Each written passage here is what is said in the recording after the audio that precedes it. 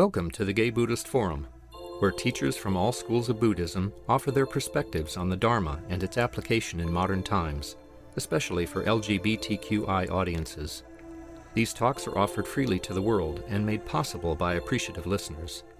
If you would like to support our efforts to share the Dharma with underserved audiences, please visit gaybuddhist.org.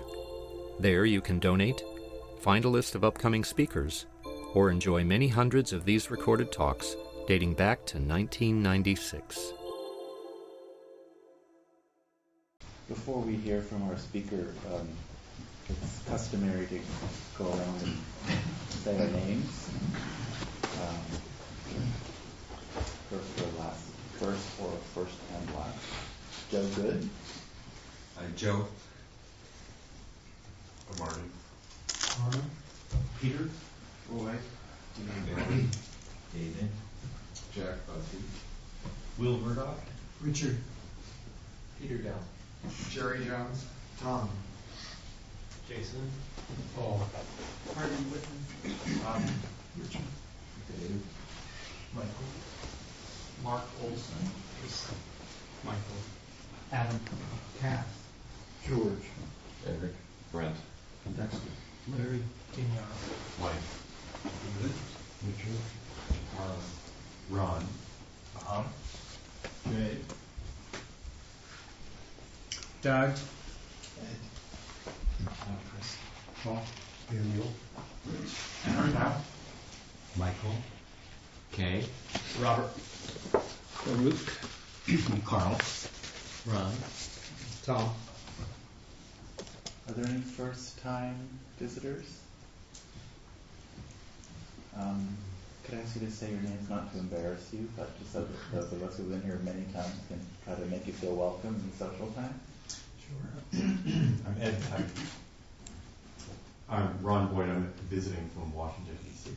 Welcome. I'm Mark Garrett. I think we got passed by here. I'm sorry. I'm Stephen. Welcome.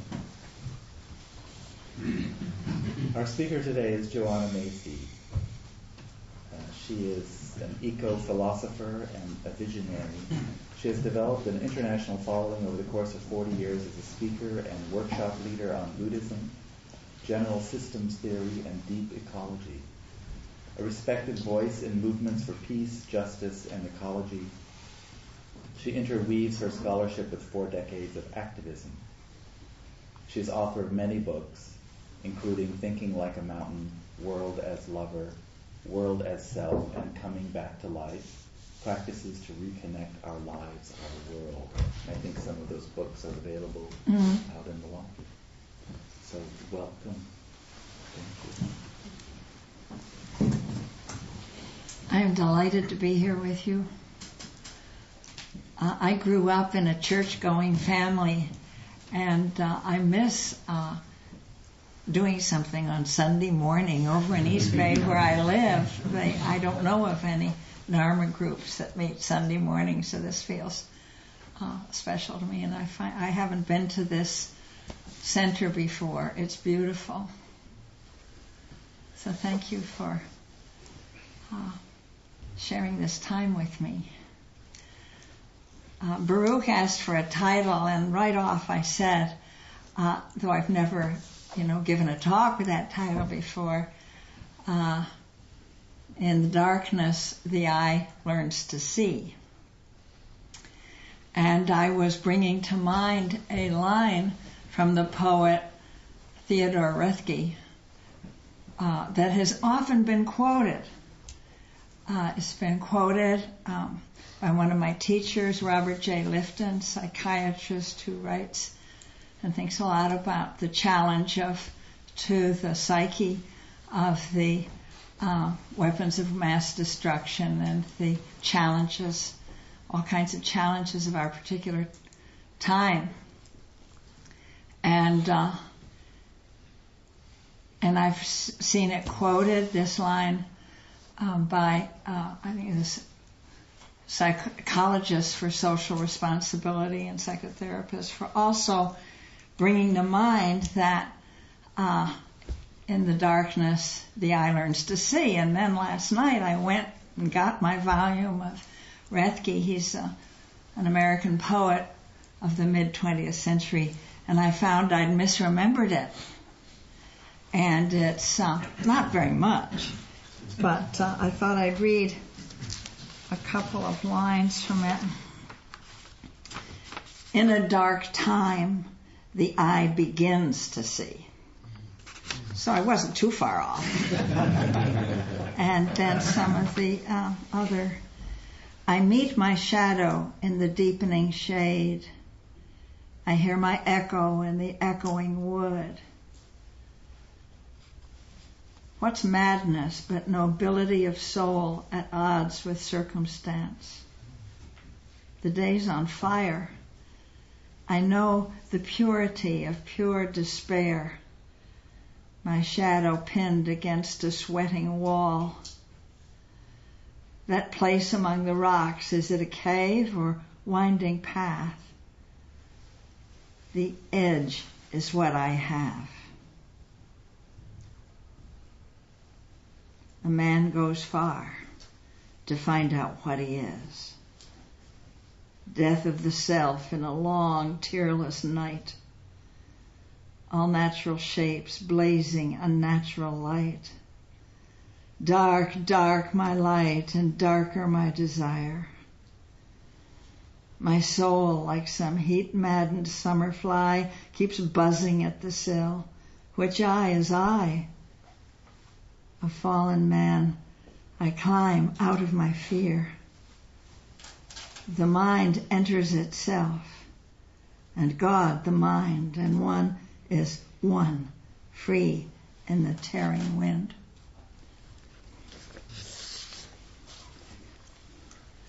I'm drawn to that line, in a dark time the eye begins to see, because what it brings to mind is the darkness of this time we share, of what's happening to the natural world, what's happening to humanity, what's happening to our country, what's our country is visiting upon other countries. So there's so much darkness, and it has been my conviction that, and my experience, that is precisely what we must look at, and where we find redemption, and where we walk through it to find our freedom seems so big a word. Enlightenment seems so, that very term, enlightenment, it's like the poet's calling us to some endarkenment. And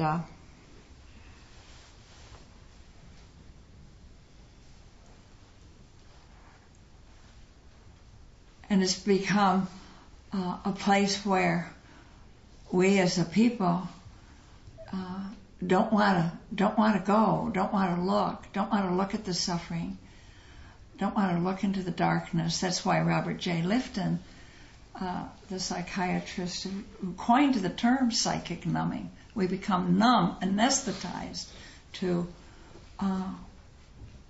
our world and to our own strength if we're afraid of seeing what is. It takes a certain quality of courage to look into that dark. And it's easier to shove it aside and or bury it, pave it over with sermons on positive thinking, and paste it over with little smiley faces. Because our country, particularly American culture, seems to prize that the successful person is always brimming with optimism, cheery word on the lips, that everything's just hunky-dory. And there are billion-dollar industries, multi-billion, that are devoted to keeping us in a frame of mind where everything's just fine. And we're fine. We're just great.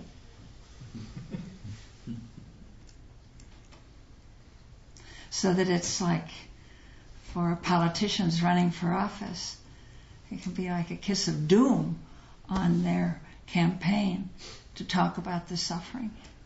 That's beginning to change a little bit, in case you haven't noticed, at least with one of our candidates. Daring to address the darkness of our time. But for Rethke, the poet, he was saying that for his own personal darkness. He was an incredibly gifted heart-mind, a magician of words, a audacious weaver of perceptions and metaphors, and particularly to the natural world. And he was suffered what it was back then called manic depression or bipolar disease, and he had agonizing periods of descent into a darkness that each time he wondered whether he could climb out, and had to be hospitalized some of those times. And often in the manic phase, his gifts would accelerate, and he could like fly with the power of his poetry and weave such incredible poems. You can see it, but at the same time, he'd be afraid. Oh boy, is this a prelude to my falling off the edge again? And in the poem, he may have said, I walk on the edge. I'm right on that edge. But I find that his poem, as I said, that line is equally true for us as a culture. In the darkness, in a dark time, the eye begins to see. And it's worth saying, because we as a culture seem to be afraid of the dark. We keep the lights on all the time.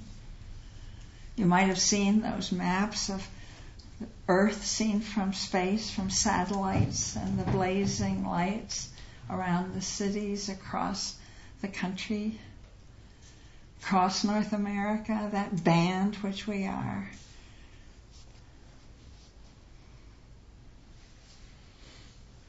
And as we prepare if we're preparing for, we glimpse what will happen to us, our culture with peak oil and the oil scarcity. We can't go into the dark. We have to keep the lights blazing. There's that. So in the darkness, what a good thing to learn to do, to what the eye can see in the dark. And this fear of the dark comes from a polarization or a hierarchy that has been endemic in much of Western culture, and also in the culture back in 6th century India, into which the Buddha was born, where light and dark are polarized.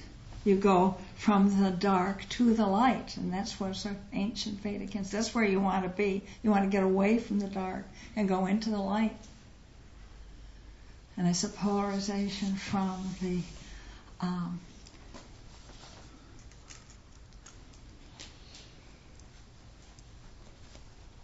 many into the one, multiplicity into unity, or from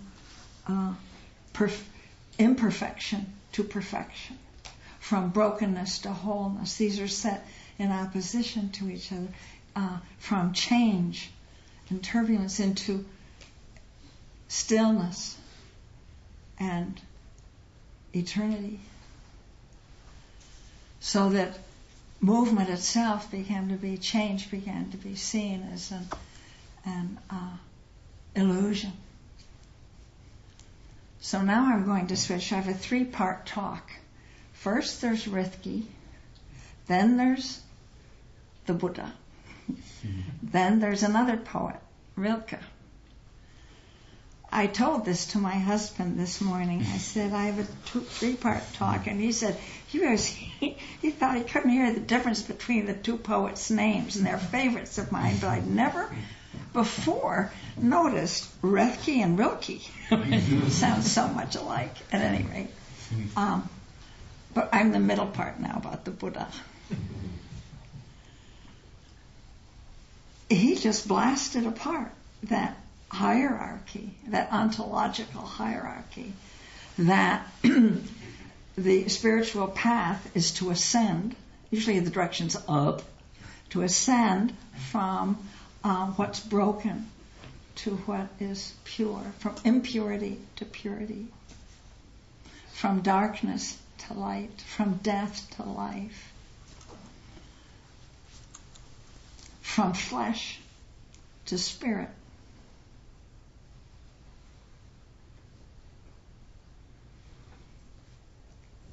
From change to stasis, changelessness. And in the culture into which he was born, the Brahmanic Hindu culture, changelessness was prized. That's what's really real. What's really real doesn't change. And he just turned that over. And with it, the whole ontological hierarchy by saying, Sarvam Anityam. Everything changes. And there is nothing outside change where you can go from it. You realize that you are movement itself. You are not a permanent abiding self or Atman. That needs to go from change to eternity, from darkness to light. You are just pure experience. You are pure movement. You are pure change. What is the self? The image he had for the self is Bhava Sota, stream of being. Vijnana Sota, stream of consciousness. So in the meditation he taught, the mindfulness, the very first steps of it, mindfulness of breathing in and breathing out, is to notice that it's all changing. It's all self is process. It's not a noun, it's a verb. So then, this darkness, see how it is what you learn to see in the dark when you look at the 4 Noble Truths. First of all, that first Noble Truth. Boy, was this a stumbling block to me. To begin a faith tradition on that basis, dukkha, suffering, no thanks. And that's what, the darkness of the suffering. The dissatisfaction, the knowing, the restless, the yearning, the not rightness, the brokenness. You start with that. Because there the eye begins to see. Things aren't just the way you want them. Things aren't 100% perfect. And if you have the courage to actually look into that and look at the dissatisfaction. I remember I've worked in and learned a lot from a Buddhist-inspired social village development movement, community development movement in Sri Lanka called Sarvodaya, based on Gandhian teachings with a Buddhist cast to it. And when they go into a village, they begin with the first Noble Truth. The organizers go into a village and they don't bring a program. They don't say, this is what you should do. We're bringing you a solution. They don't start with the solutions. They start with having a paulhama, a family gathering where people talk about what's not working in their lives. The divisiveness and the illiteracy and the ill health and the joblessness and what have you in their village, and the pollution and the in the water system, in the wells, and they are encouraged to talk about. It's like they begin not with "we're going to fix it up right and I know and I have the solution," but go and find what your authority is, and your authority is what you're an expert on is this village and what is working or not working in it. In a dark time, the eye learns to see. And so then here comes then the second noble truth. You face the dukkha, and then you see what is causing it. That it's contingent upon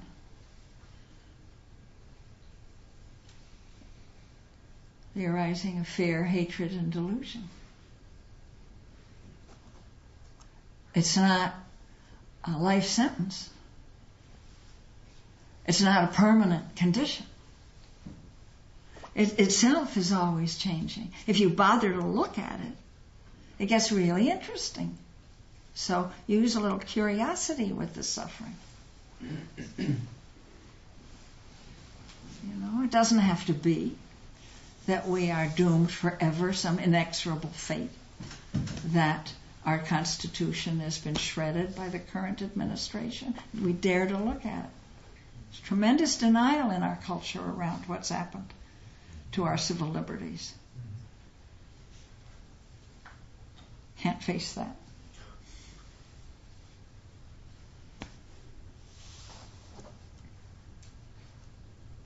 So that second noble truth invites us to see what is the cause of the arising of the dukkha, how it works, what are those dynamics.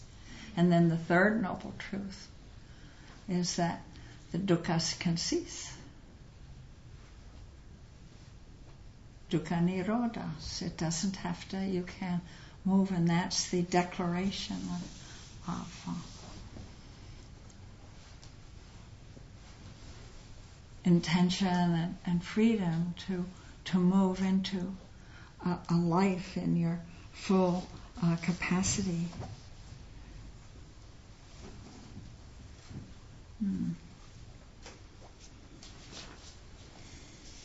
And then, of course, the fourth noble truth is how ways to behave and help you stay there in that freedom with the eightfold path. So I want to conclude with the other poet in my other bookend to these reflections about darkness. And that is the early 20th century German poet, Rainer Maria Rilke. And he too was seeing, he had been very influenced by Nietzsche's declaration that they had the same mistress. That's how he knows. Got a big teaching. And the one woman that Nietzsche deeply loved became Rilke's kind of teacher, lover for a very important period in his young life. And he learned a lot about Nietzsche, including the declaration of Nietzsche's that God is dead. Boy, Nietzsche was one who was able to look into the dark. And so that was freedom from for Rilke, for this poet, to honor our capacity to be in the dark. It didn't make him bitter to think, he said, that doesn't mean there's no God at all. That doesn't mean there's nothing sacred. It's just the old Big Daddy God that's dead. That omnipotent old geezer on the throne up there in heaven, so transcendent it becomes irrelevant. That's what's dead. But what we can do is discover the sacred somewhere else. right here, in our experience and even in the dark. And so in his poems, in his early poems, he has his resounds with his wonderful word, dunkel. Dunkelheit, means darkness. Du Dunkelheit, aus der ich stamme. You darkness of whom I am born.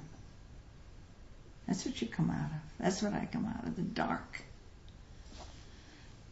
You darkness of whom I am born, I love you more than the flame that limits the world to the circle it illumines and excludes all the rest.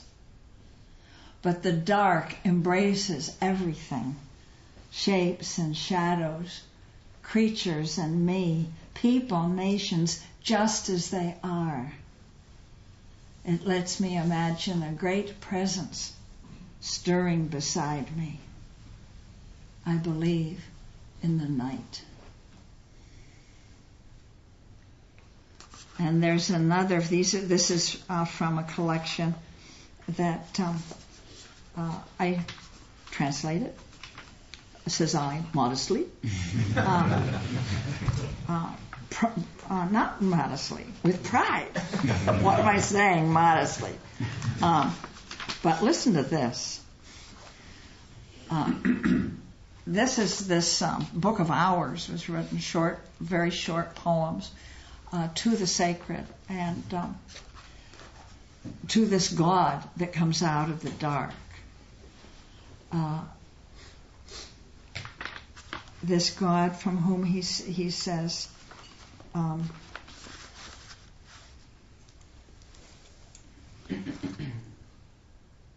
have many brothers.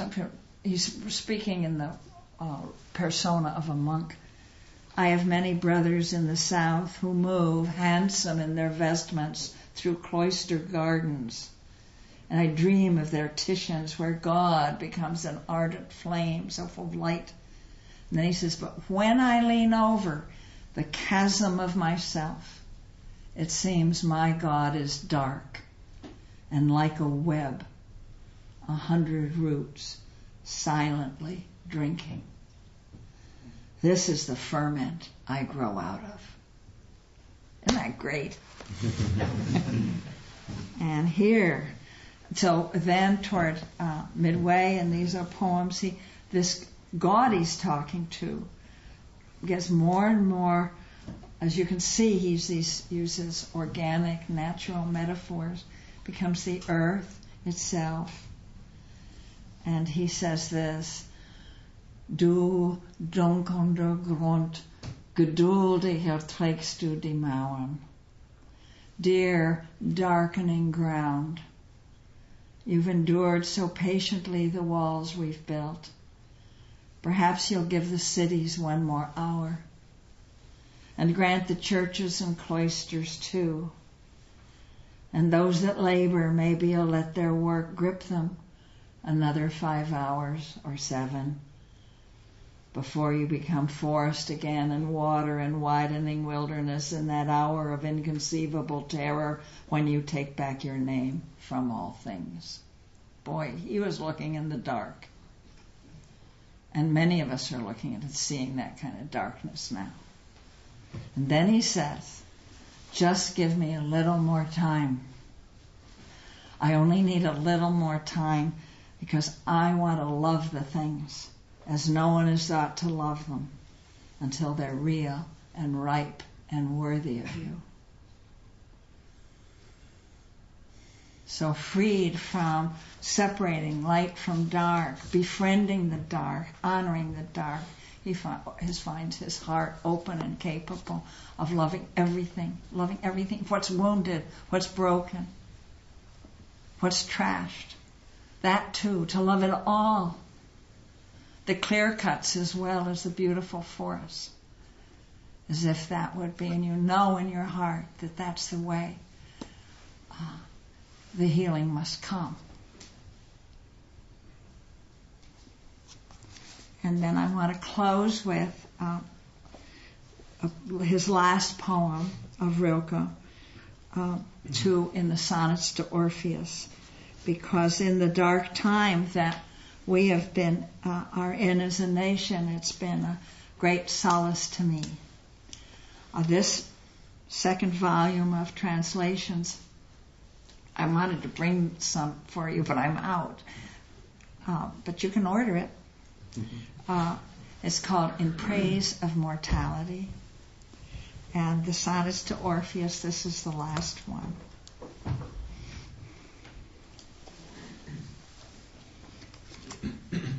I'm going to read it straight through, and then I want to go back and read parts of it. You see, during the time that my co-translator and I were translating it, it was during the time that we were invading Iraq and the disastrous development of what we brought upon that country and upon ourselves. And so I was feeling my spirits fail me again and again.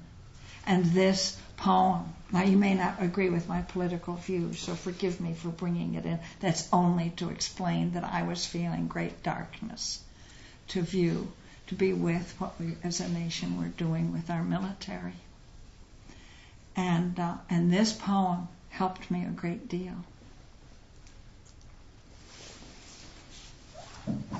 Quiet friend who has come so far, feel how your breathing makes more space around you. Let this darkness be a bell tower, and you the bell. As you ring, what batters you becomes your strength. Move back and forth into the change. What is it like, such intensity of pain? If the drink is bitter, turn yourself to wine. In this uncontainable night, be the mystery at the crossroads of your senses, the meaning discovered there.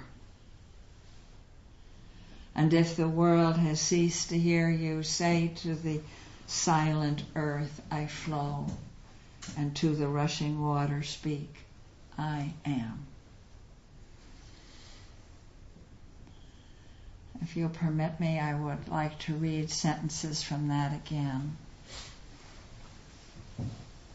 Quiet friend who has come so far.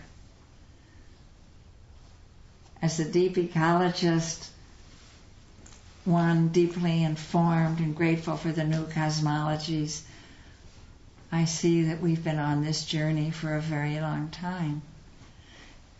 Every atom and every molecule and every cell of our body goes back to the first splitting and spinning of the stars and galaxies.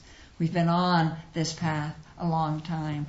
This form that we inhabit right now, that your form is in this lifetime or even in this human species, is very recent. The life that has brought you forth, the song that sings through you, is an old one, lost in the beginnings of time, space, and will continue after your death in this form. So he says, quiet friend who has come so far.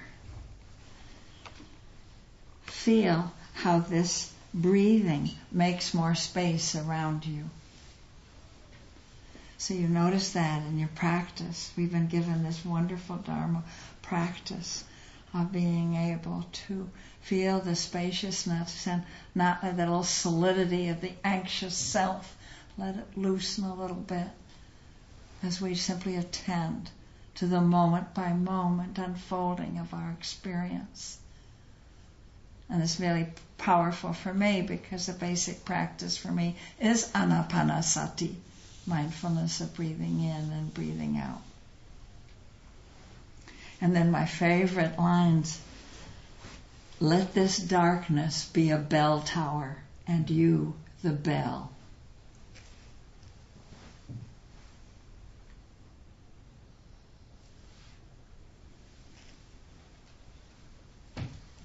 can't say anything to that. It says it all. Ring out. Ring out your knowledge of the dark. Let the dark speak.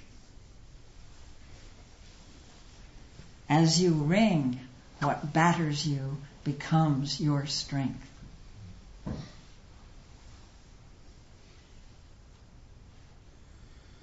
Move back and forth into the change. And then this wonderful line of this curiosity, kind of curiosity that Dharma practice breeds, particularly Vipassana. What's it like, this intensity of pain? To allow yourself to get really interested and curious about, ooh, what is this? Whether it's a pain in your knee or a grief of loss or a terror of what might befall or has befallen. Just get curious about that. Permeate it direct that wonderful beam of attention. So much of our pain has been deprived of attention. And you give that attention, and that attention, pure and strong, you can experience how it turns into tenderness, into an acceptance so strong, it's like love. So if the drink is bitter, turn yourself to wine. In this uncontainable night, be the mystery at the crossroads of your senses. So like those organizers I described in Sri Lanka, you don't go in, don't think you have to face everything with a solution, an instant remedy.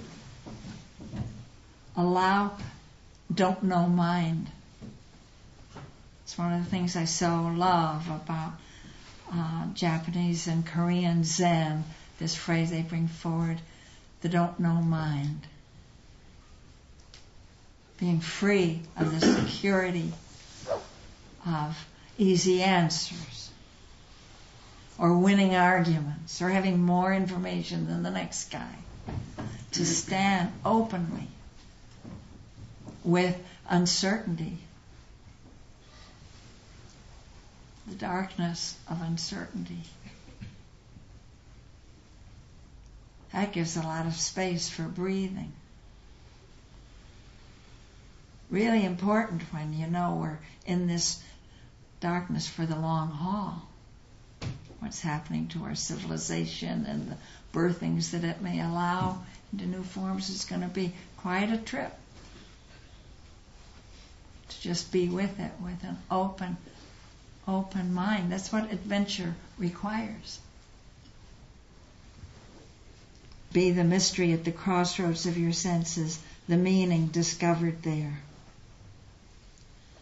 And if the world has ceased to hear you, say to the silent earth, I flow. To the rushing water speak, I am. Because when you let go of the easy answers then, when you've got to go of having to be the clever one who has a remedy or a solution or a fix-it, you drop that fix-it mentality, and then you discover that your true nature is so much bigger than that it's inseparable from the living earth itself. So what you're allowing to happen, the poet suggests, is letting earth live through you.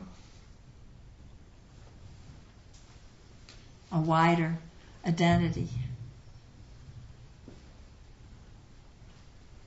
A sense of participation in life, in our time, with your brothers and sisters, far bigger than the separate ego with all its projects and complaints. Yeah, we live with that. But our hold on reality is so much bigger than that. That's the promise of that third noble truth too. So with that, I thank you for your attention.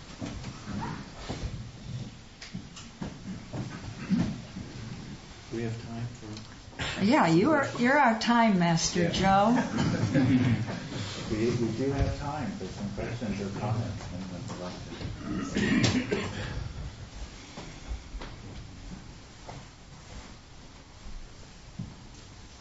Thank you for a wonderful talk. There was a common thread that struck me, and that also sort of poses a contradiction, where you talk about if the drink is bitter, turn to wine, and then in the middle piece that you read about requesting that the earth give me just a few more hours to love these things before you swallow them back up. And how that relates to what you started with, how we're sort of in denial. We just want to be happy and love and have this exuberance and positive thinking. So how are those related? I mean, in some ways we want to just love things and embrace it before it all goes to hell. Well, I think the poet would say that acceptance of the dark, or acceptance of brokenness, acceptance of things as they are, is necessary for love.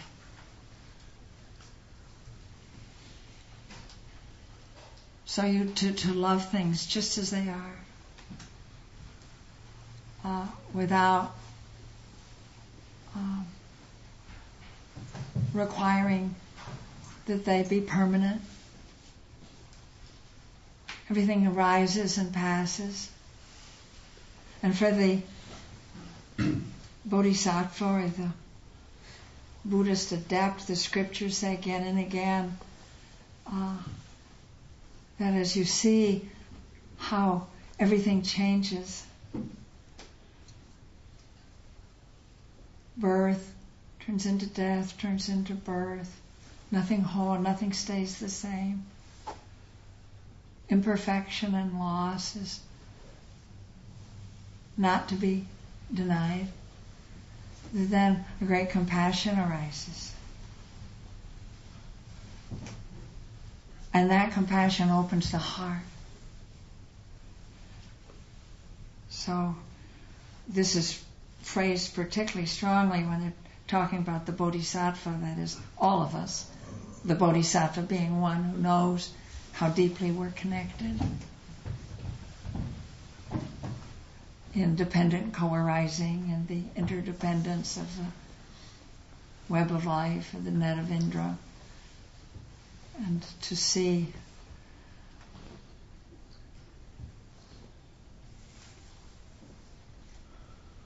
how suffering of loss, illness, death, those four noble sights that the Buddha saw before he woke up, that opens the heart to really accept that. You know, in a way, the poet's doing that. He's just, but on a big scale, like cities are going to be, whole cities. And that breaks the heart. And then the broken heart,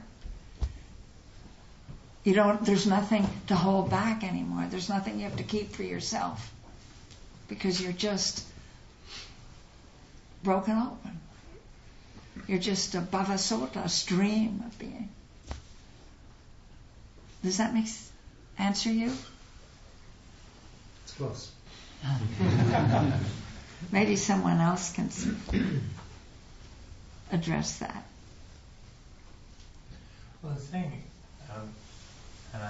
what I'm hearing, I forgot his name, is about, the seeming wanting to change, if it's a bitter drink to wine, or the seeming wanting more time on this earth, when in some ways that also seems like clinging. I think part of the transformation with the wine is knowing that it's both a bitter drink and it is also a sweetness. So it's like it's like moving my attention from thinking in a negative as just thinking of the vintage for that moment and to embrace it. Ah. Where I think, and the second one about clinging, or that appears to be clinging, is coming to that point of savoring just the attentiveness of the moment, wanting more time to savor that ability to be attentive. But that's... Well, that's great. Thank you. Your comment helps me understand your question. Because he could have said, everything's impermanent and going to hell. Let it go.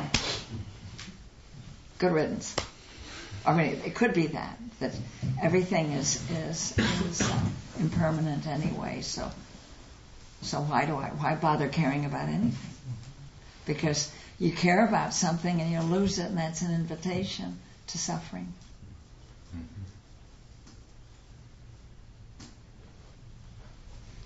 I just wanted to say thanks for all the stuff that you do. There's very few activists who, bring much of a sense of spirit to their work, and there's not that many spiritual leaders who have a sense of, politics, and I think particularly the gravity of the stuff that goes on now. And there's so much. There's often so much kind of New Agey Pollyanna stuff and spiritual things that really turns me off.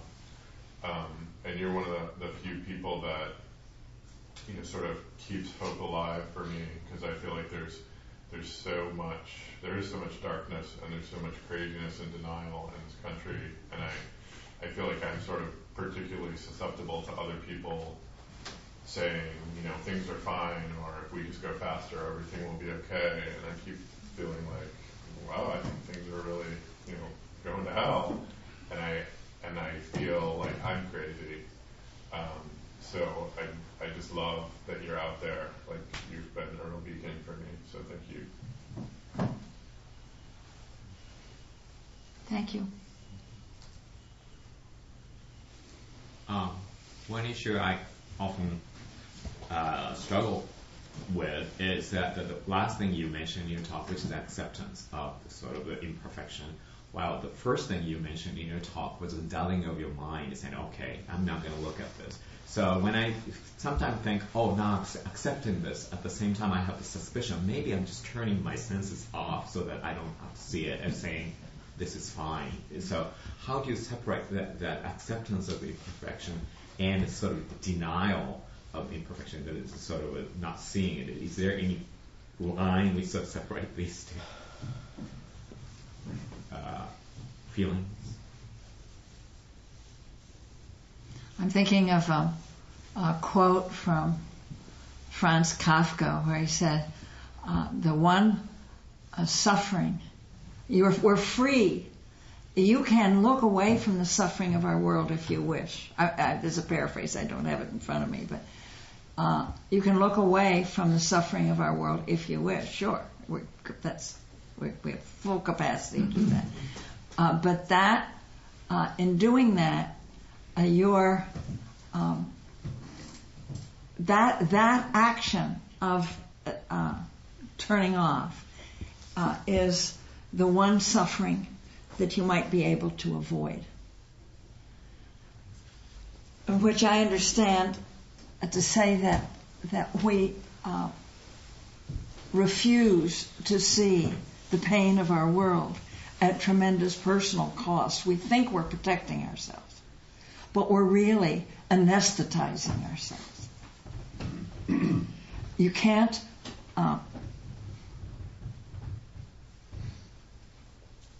numb yourself just partially. If you numb yourself to the grief of our world, or of yourself, you're also numbing yourself to your capacity for joy and sensory awareness. That the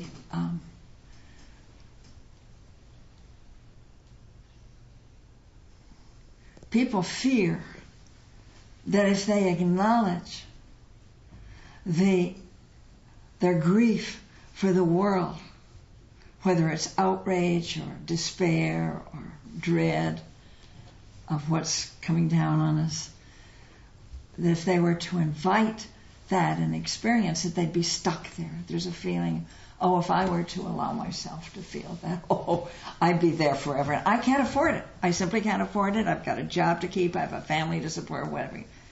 So I'll keep on whistling in the dark, or take another drink, or have another affair, or whatever your avoidance, mechanisms are. And what the teachings of the Lord Buddha, because this is a remarkable, along with Taoism, it's a faith tradition, a wisdom tradition, where change is right at the core. You just surf through change all the time. Like meditation is a kind of surfing in the Buddhist way. You're only, what I've come to realize is that you're only stuck with that which you refuse to experience. So I see you're holding your grief for the world out like this, strong, holding it. I will not experience that. I'll be busy. I'll get manically busy shopping or whatever. I won't experience that. But then you're stuck with it. So the practice for the Dharma invites us to do with the pain as it comes up is to let it flow through. Stop the resistance.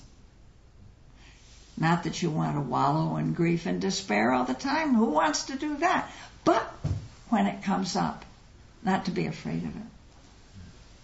And to just, you could breathe it through. Don't hold on to it. And then you discover that your pain for the world is inseparable from your love for the world. That your capacity to feel pain is just the other side of the coin of your capacity to feel love. And that being able to look at the homeless, to look at the bombed cities, to look at the deserts, or, hold in your mind irradiated with depleted uranium for the next 4 billion years, that's its half-life. To do that, you feel you're suffering with your world. And to realize that that is good news. Because to suffer with is the literal meaning of compassion. That's the bodhisattva, the compassionate one. And it turns then you don't know, sometimes you don't know whether to call it pain or love. And in the workshops where we work with this, there's tremendous a lot of hilarity released, because we spend as a culture so much, and people so much effort to keep. It's like keeping the lights on all the time.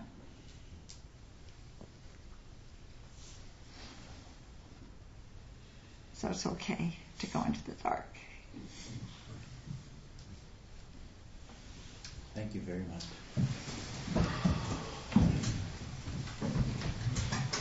Do we have a host today? Yes. There are some refreshments and tea out in the lobby for people to enjoy until about 12:30 or so. If you do drink tea, please rinse your cup and leave it back on the drying rack. There will also be a Donna Bowl. The suggested donation is between $5 and $8, and give more if you can, and no obligation to give anything if you can. There are also books, I understand, outside on the table. Yes. So the book I brought is my last one. It just came out a few months ago, called World is Lover, World is Self. And it has a lot of this sort of... You caught the drift just now. And then the other book, I just brought 5 of them, is for those of you interested in the Dharma teachings per se, and particularly the teachings of the Lord Buddha on interdependence. And that is, I use general systems theory to illumine that, and the Buddhist teachings to illumine systems, the Dharma of natural systems. is there an envelope or Yeah. way to pay out there? Just stick the money or a check into the envelope. And just a couple more announcements. There is a sign-in sheet for any newcomers or people who want to join on the list. I think it's printed on pink paper out there. Please include your email address on that. And generally, folks get together about 12:30 to head out to lunch. And if you're interested in heading out to lunch, just congregate towards the front door. Any other announcements? Just a present time reminder that we have an element of darkness prevailing here in this building, and to anyone using the small bathroom, the toilet's clogged. So, just want you to know that.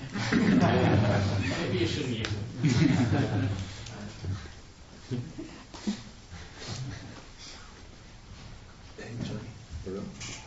Next week, there'll be an open discussion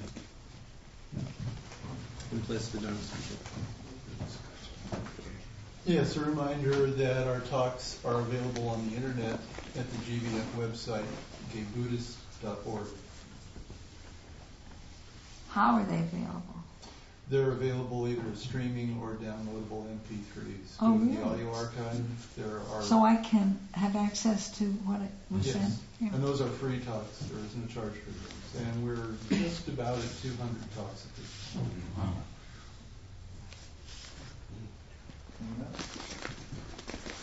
Would you lead us in a dedication?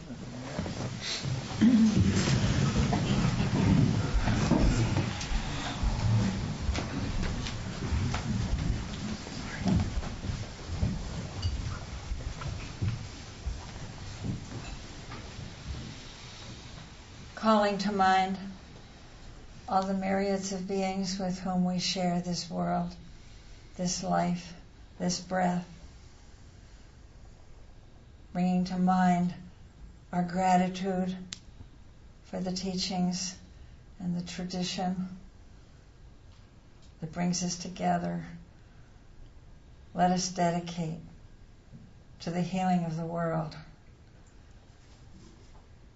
all our attention and good practice of today. May all beings be well. May all beings thrive.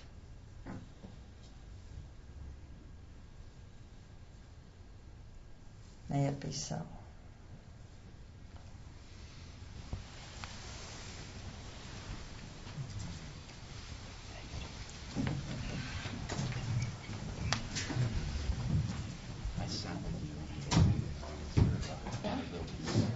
Oh, really? Thank you for listening to the Gay Buddhist Forum. If you would like to hear several new talks per month and be notified of upcoming speakers so you can participate live, please subscribe to this podcast, like us on Facebook, and join our mailing list by visiting gaybuddhist.org.